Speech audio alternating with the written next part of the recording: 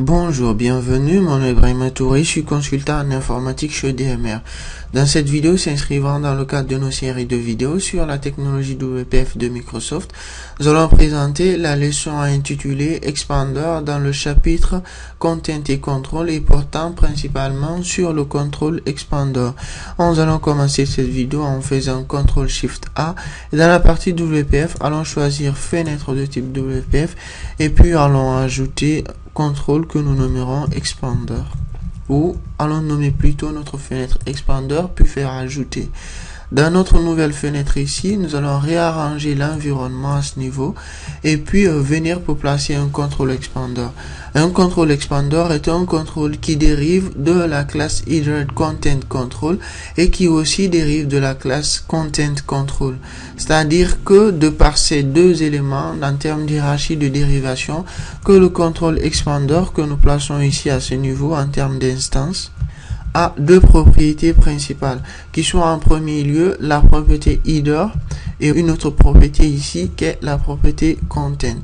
C'est-à-dire qu'à travers la propriété content, on peut donner des éléments de toutes sortes qu'on peut placer alors au sein d'un contrôle ayant cette propriété. Et que pour la propriété header qui sert ici d'entête, à l'intérieur de ce dernier aussi, nous plaçons ce que nous souhaitons en termes de texte ou en termes de uElement. Donc nous allons commencer par la propriété header de cet expander et allons placer ici entête expander.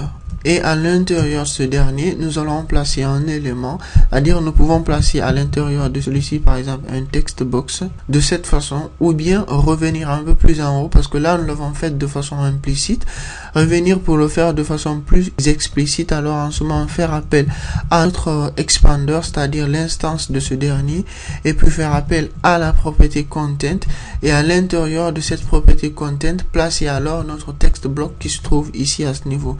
Donc faisons CTRL X et puis venons placer notre contrôle ici à ce niveau. Nous pouvons autant faire de cette façon que faire de la façon précédente. Donc dans ce texte bloc là, nous allons placer un élément se trouvant dans le presse-papier. Alors nous parcourons ce dernier en faisant CTRL SHIFT V et puis en plaçant ce texte-ci qui est le lorem ipsum. Notre texte bloc, nous allons simplement le formater ici à ce niveau en mettant d'abord la propriété accept return à la valeur de true de ce dernier pour que nous puissions avoir une certaine tabulation dans notre texte. Et puis pour ce qui est de la propriété de width de ce dernier, allons mettre la valeur de celle-là à celle de 250. Et puis pour le text wrapping de notre élément ici, c'est-à-dire notre text block, allons mettre la valeur de ce dernier aussi à la valeur de wrap pour que nous puissions avoir notre texte condensé en un seul dans la largeur que nous avons définie. Et puis finalement nous allons faire F5. Ainsi, nous avons placé ici dans l'interface un expander et puis avons placé un ensemble de textes à l'intérieur de ce dernier. Et puis pour la suite, nous avons placé tout autour de ce texte un text block qui embarque tout ce texte-ci. Alors ce que nous remarquons ici dans la fenêtre est que nous avons simplement l'entête que nous avons définie au niveau du contrôle. Nous avons ici un cercle avec une flèche à l'intérieur nous indiquant peut-être quelque part de cliquer sur ce dernier. Ce qui ici même est le contrôle expander. C'est-à-dire que le contrôle expander est un contrôle en termes de fonctionnalité qui permet de compacter un ensemble de contrôles, une section d'interface ou une partie donnée d'une fenêtre en son sein afin de le rétrécir ou l'élargir à souhait.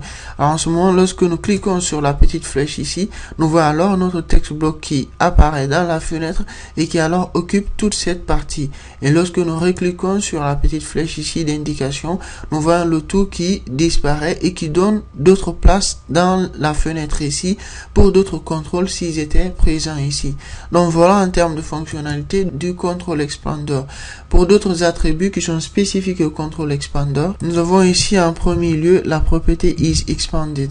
La propriété isExpanded du contrôle expander permet de lui dire lorsque la valeur de celle-là est mise à true que le contrôle expander est élargi dès le lancement de la fenêtre. Alors lorsque nous faisons F5, nous remarquons ici que l'état de présentation de départ du expander a changé en le sens que ce dernier est élargi au lancement de la fenêtre.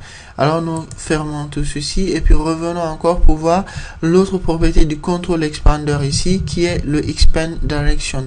Donc l'expand direction du control expander ici le permet de dire dans quelle direction ce dernier est censé s'élargir. Pour le down, nous avons l'élargissement vers le bas, le left vers la gauche, le right vers la droite et le up un élargissement vers le haut. Alors lorsque nous choisissons le up, nous verrons que nous aurons un placement de l'expander en termes d'entête qui est différent ou complètement opposé de ce qu'on a vu précédemment. Donc lorsque nous faisons F5, nous voyons l'entête qui se trouve ici vers le bas, alors que précédemment l'entête se trouvait vers la haut. Alors à ce niveau, il s'élargit du bas vers le haut et non plus de la haut vers le bas. Donc nous enlevons ceci et pour définir une nouvelle direction du expand direction ici, nous pouvons choisir par exemple la valeur left. Et lorsque nous faisons F5 ici à ce niveau, nous voyons ici que l'entête s'est déplacée vers la droite et alors nous l'élargissons de la gauche vers la droite, de la gauche vers la droite. Et voilà deux contrôles expander, des fonctionnalités de ceci et de sa présentation de façon globale. Merci d'avoir suivi cette vidéo. Je vous donne assez rapidement rendez-vous dans d'autres vidéos toujours portant sur la technologie WPF de Microsoft. Merci encore une fois de plus. Au revoir et à bientôt.